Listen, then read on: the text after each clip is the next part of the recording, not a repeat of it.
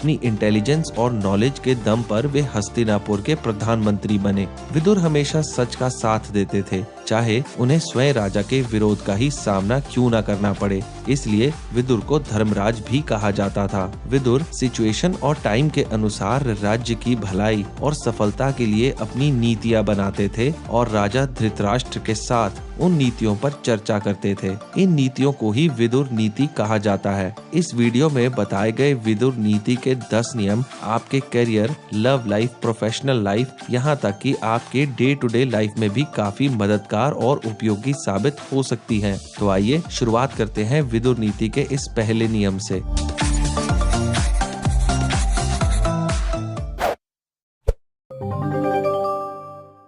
मन, वचन और कर्म से हम लगातार जिस वस्तु के बारे में सोचते हैं वही हम अपनी ओर आकर्षित कर लेते हैं। अतः हमें सदा अच्छी चीजों का चिंतन करना चाहिए। विदुर जी कहते हैं कि जिस चीज के बारे में हम अक्सर सोचते हैं, बातें करते हैं और उसकी तरफ काम करते हैं, उन्हीं चीजों को हम अपनी ओर आकर्षित कर लेते हैं। जैसे अगर आप दिन भर अपनी किसी प्रॉब्लम के बारे में सोचते रहें और उससे रिलेटेड बातें करते रहें, तो फिर आपकी प्रॉब्लम कम होने की जगह और बढ़ जाएगी। वहीं अगर आप उस प्रॉब्लम के सॉल्यूशन के बारे में सोचें और उसका सॉल्यूशन खोजें, तो फिर जल्दी आपकी प्रॉब्लम सॉल्व हो जाएगी। अगर आप अमीर बनना चाहते हैं तो अमीरी के बारे में सोचें, इससे रिलेटेड बुक्स पढ़ें, यूट्यूब पर वीडियोस देखें, ऐसे लोगों की बातें सुनें जो सक्सेसफुल तथा अमीर हैं और नॉलेज हासिल करें। इसके ठीक ऑपोजिट अगर आप बस अपनी गरीबी को कोसते रहेंगे, दुखी रहेंगे और कंप्लेंट करते रहेंगे, तो बदले में आपको वही चीज मिलेगी,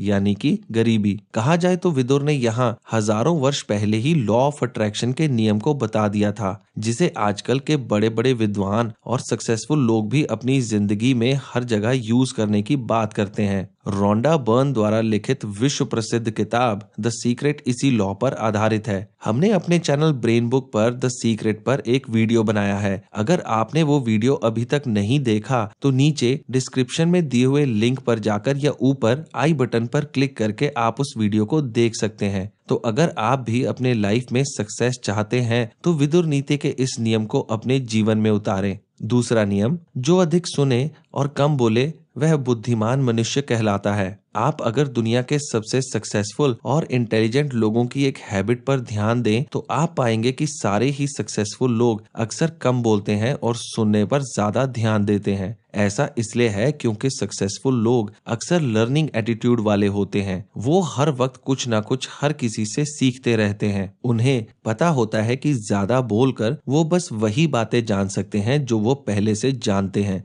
जबकि दूसरों की बातें ध्यान से सुनकर वह कुछ ऐसा नया जान या सीख सकते हैं जिससे वे और ज्यादा सक्सेसफुल बन सकते हैं। विदुर जी ने भी यही बात अपने नियम द्वारा बताने की कोशिश की है। इसलिए अगर आपको भी सक्सेसफुल और इंटेलिजेंट बनना है तो किसी से भी बात करते वक्त बोलने से ज्यादा आपको सुनने पर ध्यान देना चाहिए और विदुर नीति के इस प्रमुख नियम को अपने लाइफ में उतारना चाहिए। तीसरा नियम, बुरे लोगों के साथ रहने पर बेकसूर लोग भी उन्हीं के समान सजा पाते हैं, जैसे कि सूखी लकड़ियों के साथ गीली भी जल जाती हैं। इसलिए बुरे लोगों के साथ मित्रता नहीं करनी चाहिए। महाज्ञानी विदुर के अनुसार यदि आप बुरे या अपराधी लोगों के साथ दोस्ती रखते हैं तो आप बिना किसी कारण के मुसीबत में फंस सकते हैं। जैसे कि अगर आपका दोस्त कोई आपराधिक या गलत काम करता है तो आप उसके साथी या दोस्त हो तो भले ही आपने कोई गलती ना की हो, लेकिन फिर भी आपको उसी के समान सजा मिल सकती है। जैसे कि सूखी लकड़ियों के साथ गीली लकड़ियां भी जल जाती हैं।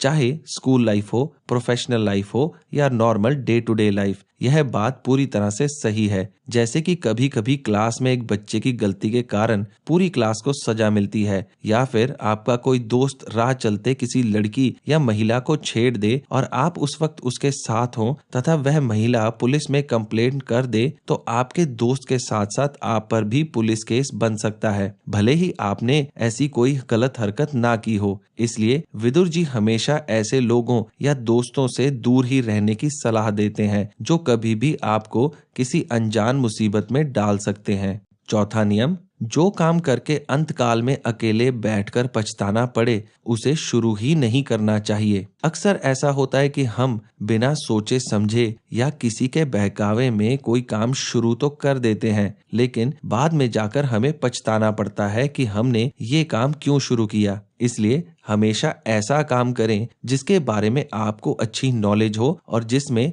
आपको कुछ ना कुछ एक्सपीरियंस हो। आप जो काम करना चाहते हैं उससे रिलेटेड आपके पास कोई नॉलेज या एक्सपीरियंस ना हो तो पहले उस काम की नॉलेज हासिल करें। ऐसे लोगों से सीखें जो उस काम या फील्ड में सक्सेसफुल हैं। बिना सोचे समझे किसी को देखकर या सुनकर कोई काम शुरू ना करें, वरना आप उस काम में कभी भी सफल नहीं हो पाएंगे। वहीं दूसरी ओर आपका इन्वेस्टमेंट और टाइम तो बर्बाद होगा ही साथ आपको अपने घर वालों, दोस्तों और रिश्तेदारों के क्रिटिसिज्म का भी सामना करना पड़ेगा। इससे भी बुरी चीज यह हो सकती है कि इन सब चीजों के डर के कारण आप फिर कभी कोई नया काम शुरू ही ना करें। इसलिए विदुर नीति का यह नियम बड़े ही काम का है, जिसमें साफ साफ बताया गया है कि अज्ञानता और जल्दबाजी में कोई काम शुरू करके पछताने से अच्छा है कि उसे शुरू ही ना किया जाए। 5वां नियम, दुनिया में सफलता पाने की इच्छा रखने वाले लोगों को नींद, ऊंघ, भय, क्रोध, आलस्य तथा देर से काम करने की आदत, इन 6 बुरी आदतों को हमेशा के लिए छोड़ देना चाहिए। दुनिया में हर इंसान सक्सेसफुल होना चाहता है, अमीर बनना चाहता है, लेकिन ज्यादातर लोग अपनी किसी न किसी बुरी आदत की वजह से गरीबी और बेरोजगारी के दलदल में फंसे रहते हैं। विदुर ने भी यहाँ ऐसी ही 6 बुरी आदतों के बारे में बताया है जो हमें सक्सेसफुल और अमीर बनने से रोकते हैं। ये आदतें हैं जरूरत से ज्यादा नींद, बोरियत, डर, गुस्सा, आलस और प्रोक्रेस्टिनाइजेशन, यानी कि किसी भी काम को देर से करने या टाल मटोल करने की आदत। अगर आप जरूरत से ज्यादा नींद से प्रेम करते हैं तो आपके सारे काम छूट जाएंगे, और अगर सक्सेस से प्रेम करते हैं तो जरूरत से ज्यादा नींद और आलस को अपना दुश्मन बनाना ही पड़ेगा। साथ ही साथ देरी से काम करने और हर जगह देर से पहुंचने के कारण मिलने वाली सफलता भी हाथों से निकल जाती है। जैसे कि अगर आप किसी नौकरी के इंटरव्यू में देर से पहुंचते हैं तो क्या पता आपकी देरी के कारण वह नौकरी किसी और को मिल जाए। दूसरी तरफ डर, फ्रस्ट्रेशन और गुस्सा इंसान की असफलता के सबसे प्रमुख कारण है। डर के कई रूप होते हैं, जैसे चीजों के खोने का डर, असफल होने का डर। यही डर आपके अंदर गुस्से और फ्रस्ट्रेशन को भी जन्म देता है। विदुर नीति के अनुसार अगर आप अपनी इन 6 बुरी आदतों को छोड़ देते हैं तो आप भी सक्सेसफुल बन सकते हैं और सक्सेस की अपनी इस जर्नी को बड़ी ही जल्दी पूरा कर सकते हैं। नियम 6, जो विश्वास का पात्र नहीं है उसका तो कभी विश्वास किया ही नहीं जाना चाहिए, पर जो विश्वास के योग्य है उस पर भी अधिक विश्वास नहीं किया जाना चाहिए, क्योंकि जब विश्वास टूटता है तो बहुत पीड़ा होती है। दूसरों पर विश्वास या ट्रस्ट करना एक बहुत ही इम्पोर्टेंट ह्यूमन नेचर है। विश्वास ही हर रिश्ते की नींव होती है, चाहे वो रिश्ता पर्सनल हो या फिर प्रोफेशनल। जैसे कि जब आप किसी को पैसे देते हैं या किसी से पैसे लेते हैं या बाजार से किसी ब्रांड का कोई सामान खरीदते हैं या बीमार पड़ने पर किसी डॉक्टर के पास इलाज के लिए जाते हैं, तो विश्वास हर जगह काम करता है। लेकिन मान लीजिए अगर आप किसी को पैसे उधार दें और वह वापस ना लौटाए, तो क्या आप उसे फिर कभी उधार देने की बात सोच सकते हैं?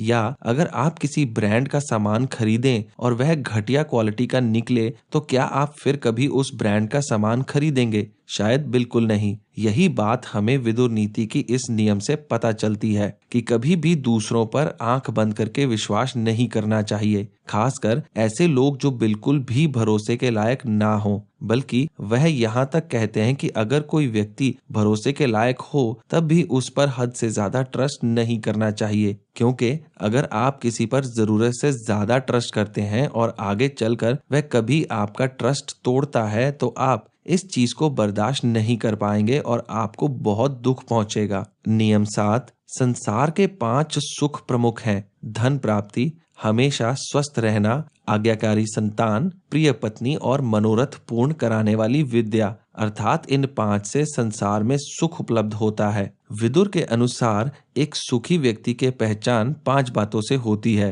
पहला है धन, धन ही वह साधन है जिससे हर इंसान अपनी और अपनी फैमिली की हर जरूरत को पूरा करता है और सोसाइटी में एक रिस्पेक्टेबल लाइफ बिता सकता है। दूसरा है अच्छा स्वास्थ्य। मान लें आपके पास पैसे तो हों लेकिन अच्छी हेल्थ ना हो तो आप कभी भी खुश नहीं रह सकते। एक सुखी जीवन जीने के लिए अच्छी हेल्थ का होना बहुत जरूरी है। तीसरा है आज्ञाकारी संतान। जब बच्चे सही राह पर चलते हैं और कोई अच्छा काम करते हैं तो सबसे ज्यादा नाम और रिस्पेक्ट माँ बाप को ही मिलती है। लेकिन अगर बच्चे कोई गलत काम करते हैं तो परेशानी और बदनामी भी सबसे ज्यादा माँ बाप को ही होती है। इसलिए सुखी जीवन के लिए बच्चों का आज्ञाकारी होना बहुत जरूरी है। चौथा है प्रिय पत्नी। यदि आपके पास एक अच्छी लाइफ पार्टनर हो जो आपकी रिस्पेक्ट करे और आपसे प्यार से बात करे तो लाइफ बहुत ही आसान हो जाती है और खुशियों से भर जाती है। वहीं अगर आपकी पत्नी विश्व सुंदरी ही क्यों ना हो लेकिन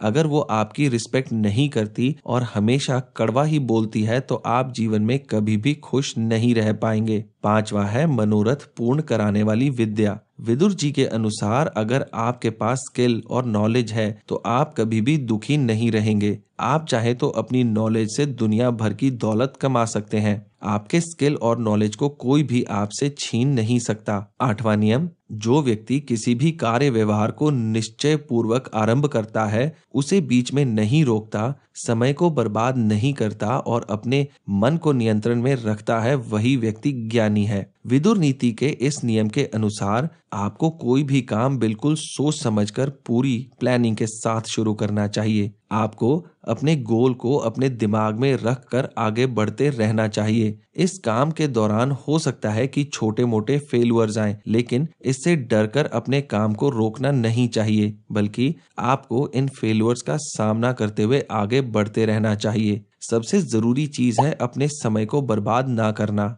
क्योंकि अगर हमने देखा कि जब भी कोई लोग कोई नया काम या बिजनेस शुरू करते हैं तो इधर उधर के कामों जैसे एक बढ़िया से बढ़िया वेबसाइट बनवाना, लोगो डिजाइन करवाना, इन सब बातों में ज्यादा टाइम वेस्ट करते हैं, जबकि उन्हें अपने प्रोडक्ट की क्वालिटी को बेटर बनाने, अपनी कॉस्ट को कम करने आदि चीजों पर ध्यान देने में अपना ज्यादा समय लगाना चाहिए। अंत में इस पूरे प्रोसेस के दौरान आपको अपने मन को पूरी तरह से कंट्रोल में रखना चाहिए, क्योंकि जिसका मन उसके कंट्रोल में होता है सफलता उसके कदम चूमती है और विदुर नीति के अनुसार ऐसे ही लोग सच्चे ज्ञानी कहलाते हैं। नौवां नियम, जो व्यक्ति अपने मित्रों को त्याग देता है तथा अपने शत्रुओं को गले लगाता है और जो अपने से शक्तिशाली लोगों से शत्रुता रखता है वह व्यक्ति महामूर्ख है। विदुर नीति के इस नियम में कहा गया है कि दोस्त और दुश्मन में फर्क समझने वाला इंसान ही असल में विद्वान है और जो इस फर्क को ना समझे वह बेवकूफ है। दुनिया में दो तरीके के लोग होते हैं और ये दोनों तरीके के लोग आपके आसपास ही होते हैं। एक जो आपके दोस्त बनने का नाटक करते हैं, आपकी हर हाँ में हाँ मिलाते हैं और आपको गलत सलाह देकर अपने रास्ते से भटकाने की कोशिश में लगे रहते हैं, और दूसरी तरफ वे लोग होते हैं जो आपकी भलाई के लिए आपको कड़वे शब्द बोलते हैं, लेकिन आप उन लोगों को अपना दुश्मन मान लेते हैं। उदाहरण के लिए आपने देखा होगा कि जब किसी को नशे की लत लगती है तो उसे ऐसे लोग बहुत अच्छे लगते हैं जो उसे नशे के लिए उकसाते हैं या फिर उसे नशा करवाते हैं, जबकि ये लोग रियलिटी में उसके सबसे बड़े दुश्मन होते हैं। वहीं दूसरी ओर ऐसे दोस्त या रिश्तेदार जो उसे नशे से दूर रहने के लिए कहते हैं और उसे नशा करने से रोकते हैं, ऐसे लोग उस नशेबाज को तब अपने दुश्मन की तरह नजर आते हैं। जिंदगी के हर मोड़ पर आपका सामना इन दोनों तरीकों के लोगों से होता है, लेकिन कौन दोस्त है और कौन दुश्मन यही समझना जरूरी है। जिस इंसान ने इस फर्क को पहचान लिया वह व्यक्ति ही समझदार है। 10वीं सीख, यदि कोई व्यक्ति अपराध कर कहीं दूर भी चला जाए तो चैन से नहीं बैठ सकता, क्योंकि समय आने पर उसे इसका बदला चुकाना ही पड़ता है। विदुर जी के अनुसार अपराध करके आप कहीं भी छुप जाओ वह आपको ढूंढ ही लेगा। मतलब आप अगर कोई भी गुनाह या पाप करते हैं तो उसकी गिल्ट आपको शांति से जीने नहीं देती, आपका सुख चैन सब छिन जाता है। जब तक आप उस अपराध का पछतावा नहीं कर लेते, तब तक वह एक कभी भी ना खत्म होने वाला बुरा सपना बनकर आपके पीछे भागता रहता है और आपको दिन रात सुबह शाम बस परेशान करता रहता है। फिर चाहे आप दुनिया के किसी भी कोने में क्यों ना जाकर छिप जाएं, उसके निशान आपको ढूंढ ही लेते हैं। चाहे किसी को आपके अपराध के बारे में पता हो या ना हो, लेकिन उस अपराध के सबसे बड़े विटनेस तो आप ही हैं और इसलिए आप ही अपने आप को कभी भी शांति से जीने नहीं देते। आपकी अंतरात्मा आपको अंदर ही अंदर परेशान करती रहती है। विदुर जी ने सही कहा है कि हर अपराधी, हर गलती, हर पाप का हर्जाना हमें इसी जन्म में ही चुकाना पड़ता है। तो चाहे आप कुछ पल के लिए उस गलत काम को करने से खुश हो जाएं, लेकिन कभी न कभी भविष्य के किसी भी मोड़ पर वह गलत काम एक नई मुसीबत का रूप लेकर आपके आगे आ ही जाता है और उसका बदला आपको किसी भी रूप में चुकाना पड़ सकता है। तो बेहतर यही है कि कोई भी गलत काम या अपराध करने से पहले उसके परिणाम के बारे में जरूर समझ लें और इस गलतफहमी में ना रहें कि उस काम को करने के बाद आप बच जाएंगे। तो दोस्तों, इसी आखिरी नीति के साथ हमारा ये वीडियो यहीं समाप्त होता है।